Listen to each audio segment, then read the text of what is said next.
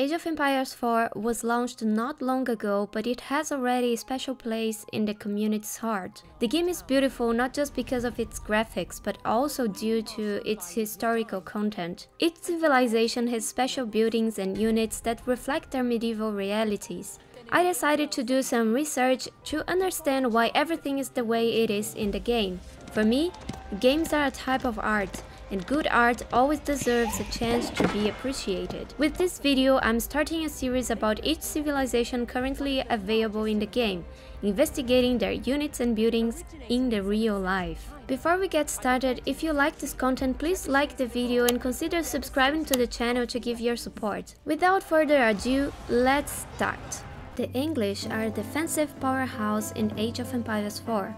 Their strength is unparalleled, reinforced by the power of archery units, a firm control over castles and defensive buildings, and a highly dependable food economy that sustains them through the ages. The real English longbow was a powerful medieval type of longbow about 180 meters long. These bows were very effective against the French during the Hundred Years' War. These medieval bows drew around 400 to 490 newtons of force and had a range of around 400 meters. The modern longbows can draw typically 270 newtons or less.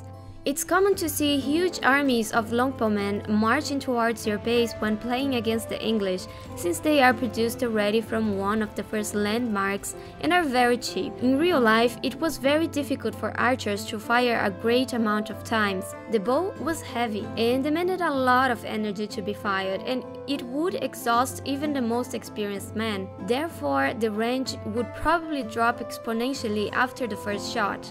Since longbows were so effective and relatively inexpensive to produce, they also became the backbone of England's defense of its homeland. Laws dating back at least as early as the 13th century required that every Englishman earning more than £2 a year must own a longbow, and males up to the age of 60 were expected to know how to use them. That's why villagers carry bows in the game. We can understand the farming bonuses given to the English in the game due to their history with farming. There are many inventions and agricultural systems that improved their efficiency throughout the years, like the rotating cylinder seed drill, the 4-crop rotation, and etc. Between 1750 and 1850, the English population nearly tripled, with an estimated increase from 5.7 million to 16.6 million. This was achieved through intensified agriculture with increased yields, but not necessarily more people were engaged in farming. Enclosures, one of the farm's upgrades available only for the English in the game, was a term to refer to the appropriation of waste or common land. This allowed farmers to consolidate and fence off their own plots of land. Exactly how it looks like in the game, right? The primary benefit of it was the increased value of their own land due to this appropriation, allowing lands to be sold which were twice as valuable as free lands. I think this explains why enclosed farms generate gold over time in the game. It's simply the value increase of your piece of land over time. Now let's talk about the landmarks. The first two landmarks from the English are based on parts of the existing Palace of Westminster, located on the north bank of the River Thames in the city of Westminster in central London, England. The Abbey of Kings is a religious landmark that heals nearby friendly units out of combat by 4 every 1.5 seconds. It's based on the Westminster Abbey, which has been the setting for every coronation since 1066. Built in 960 Anno Domini by King Edgar and Saint Dunstan, it was once just a small Benedictine monastery. In the 1040s, King Edward established his royal palace by the banks of the River Thames, right near this monastery. He decided to enlarge it and build a large stone church in honor of St. Peter the Apostle. It was only 200 years later that King Henry III decided to rebuild it in the new Gothic style of architecture. The church was modified and rebuilt several times during the next centuries. For example, the western towers didn't exist by 1711. They were only constructed between 1722 and 1745. And with them, we have the famous Westminster Abbey that we see today. The Council Hall produces Longbowmen at 100% speed and contains special upgrades for these units. It's probably inspired by the Westminster Hall. the oldest existing part of the Palace of Westminster. It was constructed in 1097 by King William II, William Rufus, and by then, it was the largest hall in Europe. It has served many functions. Until the 19th century, it was regularly used for judicial purposes. From the 12th century to the 19th, coronation banquets honoring new monarchs were held there. The hall has also been used for lying in state during ceremonial funerals. The most recent lying in state was that of Queen Elizabeth, the Queen Mother, in 2002. The King's Palace acts as a town center with everything a normal town center has.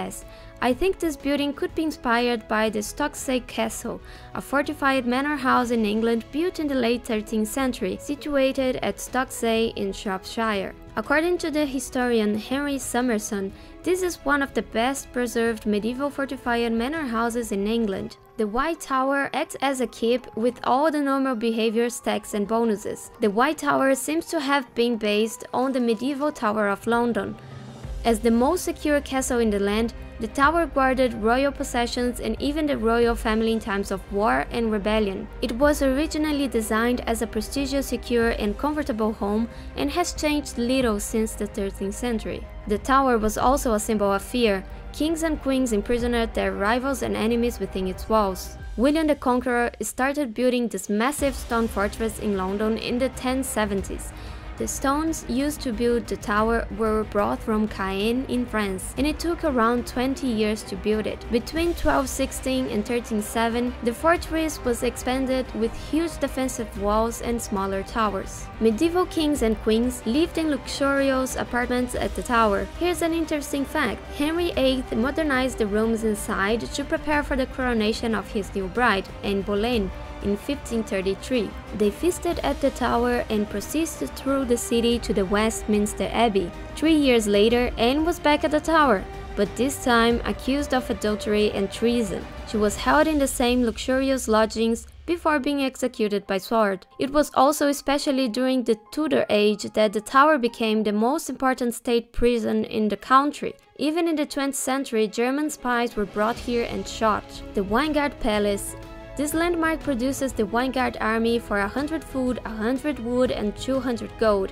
This army includes one each of men-at-arms, spearmen, longbowmen, knights and trebuchet. This one may be based on the Hampton Court Palace. This palace was built in 1514 for Cardinal Thomas Wolsey, the chief minister of King Henry VIII. Its construction was completed in 1525, but after only 3 years, Wolsey passed the palace as a gift to the king after falling from his favor. The Berkshire Palace acts as a keep, but with 50% greater range and double number of arrow slits. Its design resembles the Clifford's Tower, built originally in the 11th century on the orders of William I to dominate the former Viking city of Jorvik. The castle developed into a major fortification with extensive water defenses. The tower was used as a jail and prison until 1929. The English keep was probably inspired by the Harlech Castle, located in Gwynedd. It was built during the 13th century by King Edward I as part of an iron ring of castles aimed at the subjugation of Gwynedd. It's recognized as an UNESCO World Heritage Site as part of the castles and town walls of King Edward in Gwynedd. Harlech Castle was built to be a mighty fortress, located on the edge of a prominent cliff and 2 rings of walls, each reinforced by towers. The English wonder, the Cathedral of St. Thomas, was most likely inspired by the Canterbury Cathedral located in Kent. It's one of the oldest and most famous Christian structures in England and forms part of the World Heritage Site. Founded in 597, the cathedral was completely rebuilt between 1070 and 1075. After a fire in 1174, it was rebuilt in the Gothic style with many extensions to accommodate the flow of pilgrims visiting the shrine of Thomas Becket, the archbishop who was murdered in the cathedral in 1170.